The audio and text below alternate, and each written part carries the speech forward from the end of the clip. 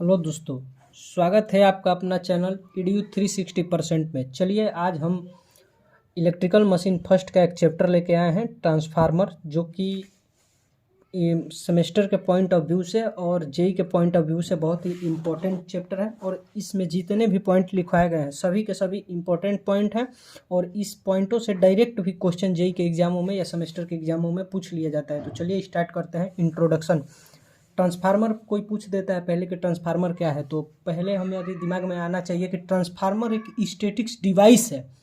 तो statics device क्यों है भाई? तो क्योंकि ट्रांसफार्मर में घूमने वाला कोई पार्ट नहीं होता है।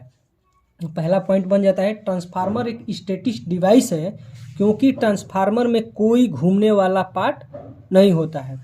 और दूसरा पॉइंट आता है कि ट्रांसफार्मर जो है वो पावर और फ्रीक्वेंसी के वैल्यू को कांस्टेंट रखते हुए, मतलब कि ट्रांसफार्मर में पावर और फ्रीक्वेंसी के वैल्यू कांस्टेंट रहते हैं और इसको कांस्टेंट रखते हुए हाई वोल्टेज की लो करंट को लो वोल्टेज की हाई करंट में या लो वोल्टेज की हाई करंट को हाई वोल्टेज की लो करंट में बदलता है। ट्रांसफार्मर एक स्टैटिक्स डिवाइस है और इसमें पावर और फ्रीक्वेंसी के वैल्यू को कांस्टेंट रखते हुए हाई वोल्टेज की लो करंट को लो वोल्टेज की हाई करंट में और लो वोल्टेज की हाई करंट को हाई वोल्टेज की लो करंट में बदलता है। और तीसरा है मतलब मोस्ट इम्पॉर्टेंट पॉइंट, ट्रांसफार्मर एक कांस्टेंट मेन फ्लक्स डिवाइस है। ट्रांसफार्मर क्या है? एक कांस्टेंट मेन फ्लक्स डिवाइस है। अब चलिए देखते हैं, यहाँ पे पावर जो होता है वो वोल्टेज और करंट का मल्टीपल होता है।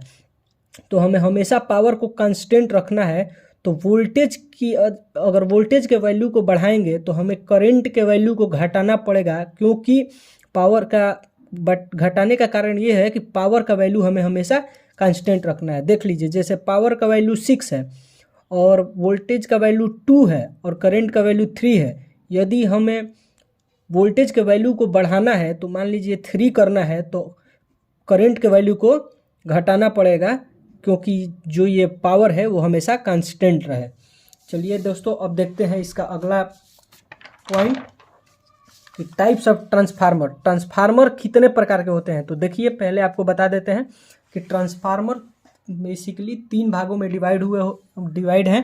पहले कंस्ट्रक्शन के बेसिस पे, और दूसरे वोल्टेज के बेसिस पे, और तीसरे मेजरमेंट और सेफ्टी के बेसिस पे। तो देखिए, transformer is divided into following categories. पहला, on the basis of construction transformer mainly divided into 3 part.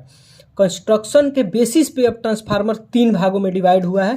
पहला है कोर टाइप ट्रांसफार्मर, दूसरा है सेल टाइप ट्रांसफार्मर और तीसरा है बेरी टाइप ट्रांसफार्मर। अब देखिए, on the basis of voltage transformer is divided into 2 type. पहला स्टेप अप ट्रांसफार्मर और स्टेप डाउन ट्रांसफार्मर। वोल्टेज के बेसिस पे ट्रांसफार्मर फिर 2 भागों में डिवाइड है। पहला स्टेप अप ट्रांसफार्मर और दूसरा स्टेप डाउन ट्रांसफार्मर। और on the basis of measurement and safety, measurement और सेफ्टी के बेसिस पे ट्रांसफार्मर फिर 2 भागों में डिवाइड है। पहला करेंट ट्रांसफार्मर CT और पोटेंशियल ट्रांसफार्मर PT। चलिए इसका एक जल्दी से फ्लो चार्ट देख लेते हैं। जो ट्रांसफार्मर है वो 3 भागों में डिवाइड है, कंस्ट्रक्शन के बेसिस पे, वोल्टेज के बेसिस पे और मेजरमेंट और सेफ्टी के बेसिस पे। कंस्ट्रक्शन के बेसिस पे 3 भागों में डिवाइड है, core type transformer, shell type transformer और बेरी टाइप ट्रांसफार्मर। वोल्टेज के बेसिस पे स्टेप अप ट्रांसफार्मर और स्टेप डाउन ट्रांसफार्मर। और मेजरमेंट और सेफ्टी के बेसिस पे करेंट टाइप ट्रांसफार्मर और पोटेंशियल टाइप ट्रांसफार्मर। यहाँ पे T/F है वो जनरली ट्रांसफार्मर का शॉर्ट फॉर्म है, मतलब कि शॉर्ट में लिखते हैं T/F ट्रांसफार्मर को। चलिए दोस्तों, मिलते हैं अगले लेक्चर में। बहुत बहुत धन्यवाद।